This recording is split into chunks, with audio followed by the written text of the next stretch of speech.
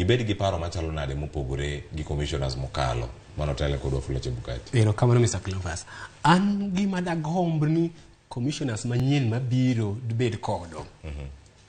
Ka gibiro gibedo sworn into the office. And dibed gima ber ka gi stick to the oath magikaw ni gitimo gin jomulung gitii jopiny. Gi stick to the oath magikaw ka ging'eyo tijgi, ka ging'eyo mandate margi, ni gin gidwa deliver a credible elections ni citizen ma Kenya. Kik gibedi joma can be swayed in ma inyalo luong thenge gi jomoko to pachgi timang'owa iloko. Kik gibedi joma lazy ma